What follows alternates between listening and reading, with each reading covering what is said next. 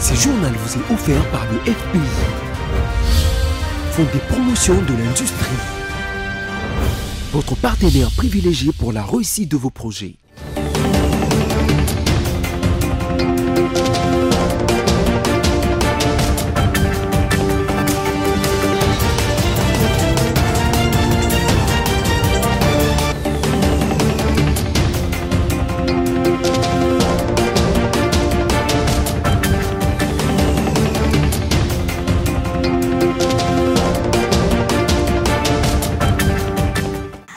Le point sur l'actualité, c'est tout de suite sur BC Télévision. Madame, monsieur, bonsoir et bienvenue. Les titres.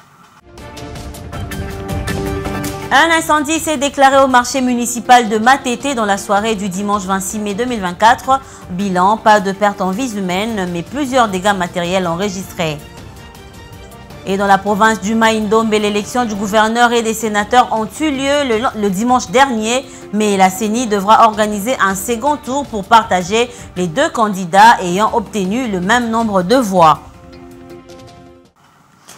Voilà tout pour les titres. Encore une fois, merci de nous rejoindre et bienvenue. Si vous nous rejoignez, le bureau définitif de l'Assemblée nationale a décidé de clore la session extraordinaire inaugurale de la 4e législature de la 3e République et d'enchaîner avec les travaux de la session ordinaire de mars.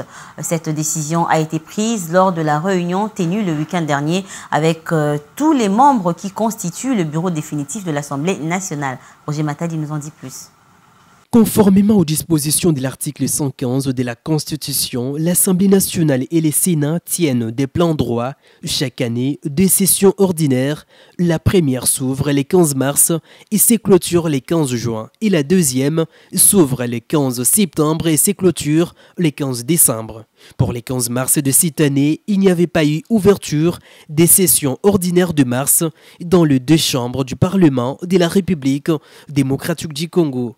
En cette période-ci, les pays n'étaient pas encore dotés d'un nouveau Sénat. Au niveau de l'Assemblée nationale, cette situation s'est justifiée par le non-épuisement des matières inscrites à l'ordre du jour de la session extraordinaire inaugurale de l'Assemblée nationale.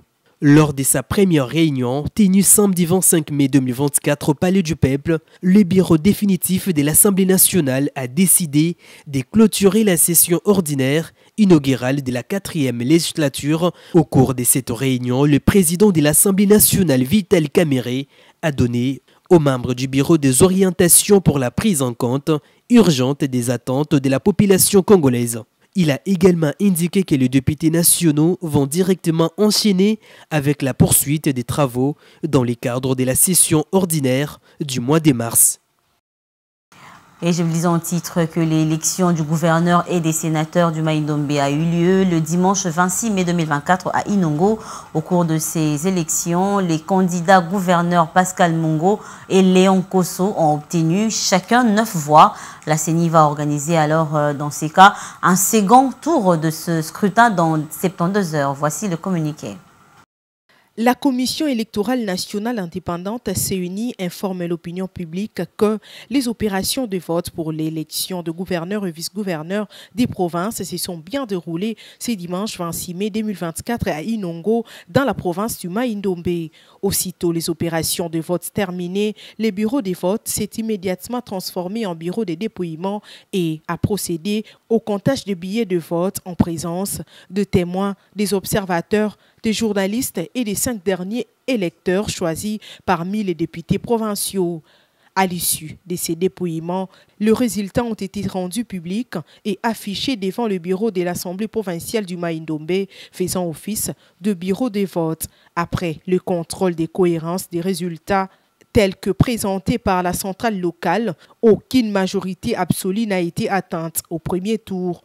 Par conséquent, conformément à l'article 170 de la loi électorale, l'Assemblée plénière de la Commission électorale nationale indépendante publie la décision numéro 028-CENI-AP-2024 du 26 mai 2024 portant convocation du second tour de l'élection de gouverneur et vice-gouverneur de la province du Maïndombe à la date du mercredi 29 mai 2024. Nous poursuivons ce journal. Comme vous le savez, au moins 3 Américains ont été arrêtés parmi les assaillants lors du putsch manqué du 19 mai dernier à Kinshasa. À la question de savoir si ces ressortissants américains devraient être extradés, si demande il y en a. Maître Costa Bokoto estime que la possibilité d'extradition n'est pas totalement exclue. Il a été joint au téléphone par Isaac Popima. Suivez. La possibilité d'extradition n'est pas complètement exclue. La protection diplomatique, qui est une notion sacro-sainte du droit international, s'exerce lorsqu'un État prend fait et cause pour l'un de ses ressortissants dont le droit a été violé à l'étranger. L'extradition peut être vue dans cette optique, mais elle a des préalables. Parmi ces préalables, nous avons, premier préalable, le prévenu doit épuiser toutes les voies de recours internes disponibles. Si ces voies de recours n'offrent pas, ou si ces voies de recours n'offrent pas des perspectives de réussite compte tenu de la qualité de la justice, ce qui est le cas aujourd'hui pour notre pays, le requérant peut actionner aussi l'extradition. Le deuxième préalable, c'est la théorie de la main propre. On doit avoir affaire à un délinquant primaire et non un récidiviste ou un multirécidiviste. On ne devrait pas avoir parmi les potentiels bénéficiaires d'extradition les récidivistes. Et le troisième élément, on peut ajouter l'état de nécessité. Quel sera le gain politique pour la RDC en extradant tous ces délinquants-là? Nous devons signaler que l'extradition ne se présume pas. Il est la conséquence d'un traité préalablement signé par les États. Toutefois, même sous traité, l'État requérant, celui qui livre les prévenus, peut refuser d'extrader les prévenus à l'État requis. Donc l'État requis, c'est l'État qui est en fait ce qui demande l'extradition. Si seulement si les raisons de sécurité s'imposent.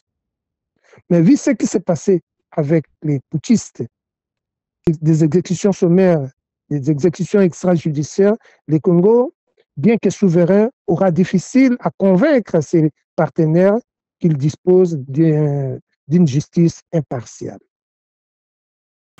Poursuite du transfert des jeunes délinquants appelés communément Kuluna vers Kanyama-Kasese. Le week-end dernier, un nouveau groupe de 325 jeunes a été confié au service national pour y suivre une formation militaire et professionnelle. Roger Matadi et Généraux Essingo étaient présents lors de ce transfert pour le compte de BC Télévision. Kanyama-Kasese n'est pas un lieu où les Kuluna vont mourir, comme les pensaient certaines personnes. Pour preuve, le samedi 25 mai, le service national sous la commande du général Jean-Pierre Kassongo Kabouik a encore embarqué 325 délinquants, tout joyeux à l'idée d'aller faire des formations militaires et professionnelles. Ce transfert a été supervisé par le général Kassongo qui a donné l'itinéraire et encouragé ce jeune. 319 garçons et 6 filles. Ils vont à Kanyama-Kasese via Mbujimaï.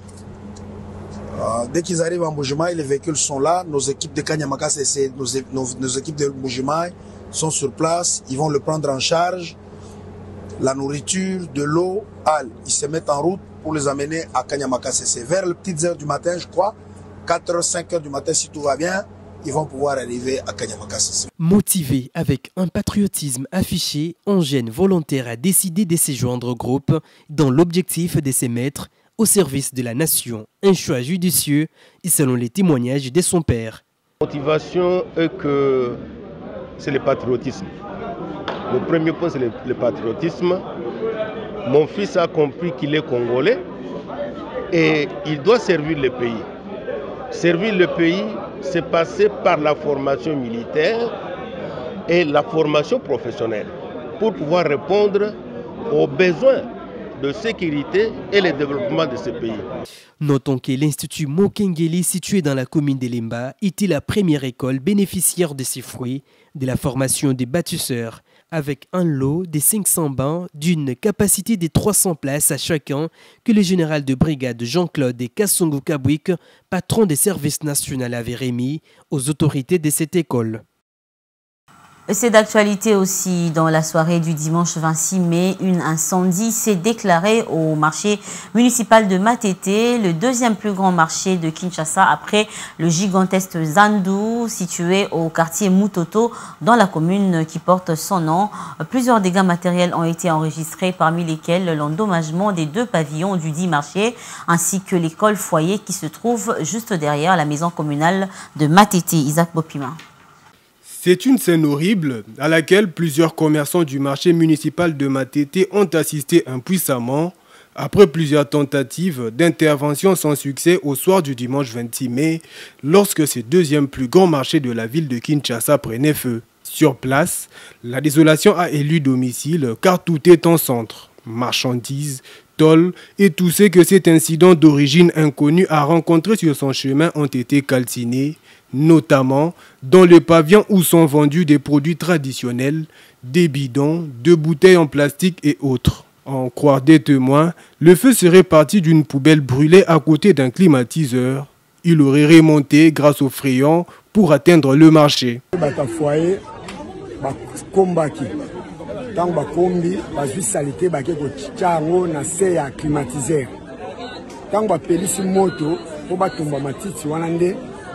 Freyon a bendi moto, il a explosé.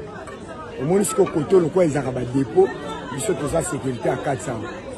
Des motos bandits, mais que ça les photos bombardiers à niveau nyonso. Heureusement, tu perdre le côté mususu, mais le côté mususu, ça va. Donc, ma maman va perdre vraiment biloko et belé. Ba sac nyonso, ba n'a pas vu ba sac à ta moko te tikali. Où tu n'as pas vu quoi, n'a pas vu même n'a pas vu beaucoup pour mon ineneza. Koto sko loko la moto comment ko matabo ndo monaki, to comment ko tindi kabilo ko na kati. To tindi kabilo ko na kati dans le sens que moto et landa babilo ko nyo sauté donc ba oyo bazui ka grâce à Dieu. La lenteur de l'intervention des pompiers explique aussi l'ampleur du sinistre, étant donné que depuis 18 heures, heure à laquelle le feu a commencé sa progression, selon plusieurs témoins du drame, c'est à 22 h que le camion anti-incendie est arrivé sur les lieux. Par ailleurs, l'incendie a fait d'autres dégâts, dont à l'école foyer, derrière la maison municipale où l'on signale la perte de plusieurs documents scolaires des élèves de la place. Et en province, un effondrement hier dans la matinée du pont Loubi, situé sur la route reliant Mbuji-Mayi à Kananga. Nous sommes dans la province du Kasaï oriental. La structure qui enjambe la rivière Loubi, un afflux de la Sankourou, n'a pas supporté le poids d'un camion de marque Mercedes en provenance de Kananga. Roger Matadi pour plus de détails. C'est une triste nouvelle pour la province du Kasaï oriental où les ponts situés sur la rivière Loubi, route reliant Mbuji-Mayi à Kananga, dans le territoire des Kabea-Kamwanga, s'est effondré. L'accident a eu lieu entre 5h et 6h. Selon les premiers éléments de l'enquête, un camion de marchandises aurait heurté le panneau du pont, provoquant son effondrement. La fatigue ou la somnolence du chauffeur pourrait être à l'origine de l'accident. Cet effondrement a des conséquences importantes pour la population de Mbuji-Mayi qui se retrouve désormais isolée de l'arrière-pays. Les transports des marchandises et des personnes sont perturbés, ce qui pourrait avoir un impact négatif sur l'économie locale. Et sans ignorer que le Kasaï oriental est l'une des provinces les plus touchées par la pauvreté, avec près de 2/3 de la population vivant en dessous du seuil de la pauvreté. Notons que cet incident n'a occasionné aucune perte en vie humaine, bien que 3 à 4 personnes aient été blessées. Direction la France où le projet de loi sur la fin de vie est arrivé ce lundi 27 mai à l'Assemblée et entend ouvrir la possibilité pour certains patients d'une aide à mourir, mais les modifications introduites en commission font craindre jusque dans l'exécutif une perte d'équilibre. Plus de détails dans ce récit de nos confrères de France 24. C'est une révolution majeure dans le droit français. Présenté à l'Assemblée, Le projet de loi sur la fin de vie autorise la mise à disposition d'une substance létale à une personne qui en a exprimé la demande. La version d'origine proposée par le gouvernement prévoit 5 conditions. Le patient doit avoir plus de 18 ans, toutes ses facultés mentales, son pronostic vital doit être engagé à court ou moyen terme, sa maladie incurable et sa souffrance insupportable. L'un de ces critères a été remplacé en commission. Plus question de pronostic vital engagé à moyen terme, notion jugée médicalement inopérante par le rapporteur général Olivier Falorni du MODEM. Le texte évoque désormais la phase avancée ou terminale de la maladie. Le gouvernement compte toutefois revenir à la version initiale. En évoquant uniquement une phase avancée ou terminale de la maladie, cela peut conduire à inclure de nombreuses pathologies non mortelles qui sortent de la philosophie du texte. Autre point clé des débats, les directives anticipées. Des députés de gauche et du camp présidentiel demandent d'autoriser l'aide à mourir à un patient ayant perdu son discernement s'il a formalisé ce souhait au préalable. A l'inverse, d'autres sensibilités ancrées à droite souhaitent que le patient exprime sa volonté à chaque étape de la procédure. Autre question âprement débattue, celle de la collégialité de la décision, portée en commission par un amendement de la majorité. Le médecin qui prendra la décision d'autoriser l'aide à mourir le fera dans le cadre d'une procédure collégiale pluriprofessionnelle. À droite, plusieurs députés dénoncent un leurre, arguant que la décision reviendrait dans les faits à une seule personne. À gauche, d'autres craignent au contraire de voir le dispositif s'alourdir. L'examen du projet de loi permettra aussi de désigner qui peut administrer le produit létal. En dehors du soignant, le texte prévoit aussi que le patient ou un tiers désigné par ce dernier puisse le faire. L'examen du texte pourrait durer jusqu'à l'été 2025. Et on va prendre un mot de sport dans ces journaux, mais en bref, en préparation de la CAN féminine Maroc 2024, une délégation de la sélection nationale Léopard Dames Senior composée de 13 joueuses et de 9 membres du staff technique a quitté Kinshasa ce lundi 27 mai 2024 à destination de Berkane via Casablanca au Maroc, où les Léopards Seniors Dames seront reçus en amical international par les Lions de l'Atlas du Maroc. Notons que ce groupe de Kinshasa fera jonction à Casablanca avec celui de l'Europe avant de mettre le cap sur la ville de Berkane. Et on passe au rappel des titres. Un incendie s'est déclaré au marché municipal de Matete dans la soirée du dimanche 26 mai 2024. Bilan, pas de pertes en vies humaines, mais plusieurs dégâts matériels ont été enregistrés. Dans la province du Maïndombe, l'élection du gouverneur et des sénateurs ont eu lieu les dimanches derniers, mais la CENI devra organiser un second tour pour partager 2 candidats ayant obtenu le même nombre de voix. Fin de ce journal, madame, monsieur, merci à vous de nous avoir suivis. Restez branchés au programme de BC Télévision. Au revoir et à la prochaine.